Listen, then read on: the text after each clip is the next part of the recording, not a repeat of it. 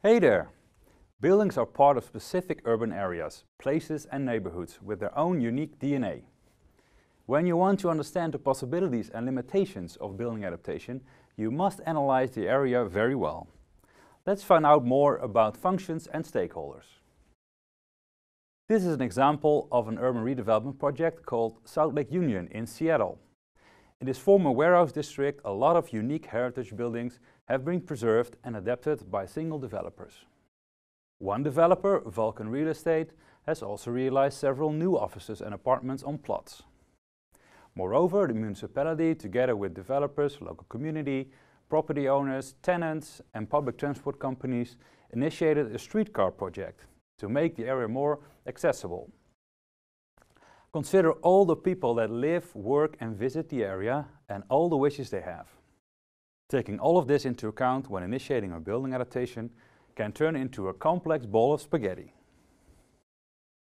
Let's look more closely at urban redevelopments, which occur in every country around the world. Urban redevelopment typically takes place at former industrial sites, waterfront locations or transportation hubs. These areas often contain obsolescent buildings that can be adapted to new use. Redeveloping these brownfield locations within the city, of course, is much more sustainable than developing greenfields at the fringe of cities. Then we don't need to intervene in the natural environment by adding buildings and infrastructure. So combining urban redevelopment and building adaptation can really be a success story. When looking at urban areas, we focus on an intermediate level between cities and buildings. Urban areas have various physical characteristics. First, it contains buildings and the plots they stand on. Second, it involves infrastructure such as roads and railways. And third, it involves public space like parks and squares. The combination of these locational functions can be very characteristic and unique for an urban area. These location characteristics also constrain the possibilities for adapting buildings. For instance, a busy highway very close to a building might limit the adaptation of buildings towards apartments. You can imagine that restrictions are formulated in planning and environmental law that forbid that people live close to noisy and polluting roads. Nevertheless, site conditions also offer opportunities for building adaptation. Think about what it means for shop owners if an area is well accessible by public transport. This potentially allows more people to visit the area and spend some money. So, what do we need to do if we want to investigate the functional possibilities and limitations for a building adaptation initiative? We can apply a SWOT analysis tool to the location in which the building stands. With a SWOT analysis, we can identify the strengths and weaknesses of the building itself and the opportunities and threats of the surrounding urban area. Strengths and opportunities can be helpful and weaknesses and threats can be harmful for adapting buildings.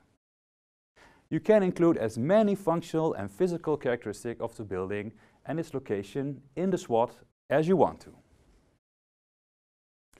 Then, there is another aspect that might influence the decision to start a building adaptation initiative: stakeholders. Stakeholders can be individuals, groups of persons, and organizations that have a stake in a project. Sometimes stakeholders are also called actors. We can distinguish public, private, and civil stakeholders. Let's see what kind of stakeholders can influence building adaptation initiatives and what their particular interests and goals are. Public actors involved in urban redevelopment and building adaptation are normally municipalities. And in municipal organizations, several departments can have the authority over a specific aspect, such as spatial planning, land development, building permits, etc. Also, national, metropolitan and regional governments can play a role. And what to think of semi-public bodies like public transport companies, water boards, harbor authorities, etc. In essence, what these public stakeholders share is their authority over administrative geographical area. Their goal is to safeguard public interests like maintaining public space, protecting the natural environment and stimulating the economy. There are also many private stakeholders involved in building adaptation.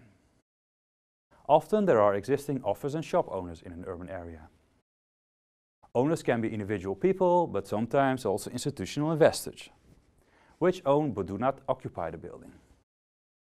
Their goal is to secure a return on investment by increasing property values. Other private actors include developers and housing associations, who redevelop urban areas and buildings with the goal of making a profit. Later in the construction process, contractors and suppliers play a role, but their role is limited in the initiative phase. Then civil stakeholders involved in building adaptations can be divided into two main groups. On the one hand, you have existing people in an urban area like local communities, homeowners and user tenants of offices and shops. Their main interest lies in protecting but also contributing to their own direct environment. On the other hand, we have civilians and societal organizations from outside the area. They might influence decision making. For instance, neighbors living close to an urban area can oppose to plans for a high-rise tower that might block the sun in their garden. These civil actors want to protect their own interest and should be dealt with carefully and consulted when needed. Well, now that we have covered a lot of different stakeholders, how can we make sense of it? This can be done by a stakeholder analysis. There are many possibilities to map the different stakeholders involved, and this particular mapping tool could be of help to you. It shows the three main groups of stakeholders, and an inner and outer ring. In the outer ring, you can position stakeholders that have a minor influence. In the inner ring, you can map stakeholders that have a big influence on your initiative. By positioning the actors in the public, private or civil group and listing their goals, interests and resources, you end up with a good overview of who to involve and bear in mind when initiating a building project. I think we covered a lot in this video. The main functional features of urban redevelopment have been discussed, and we introduced handy tools like the SWOT analysis and the stakeholder analysis.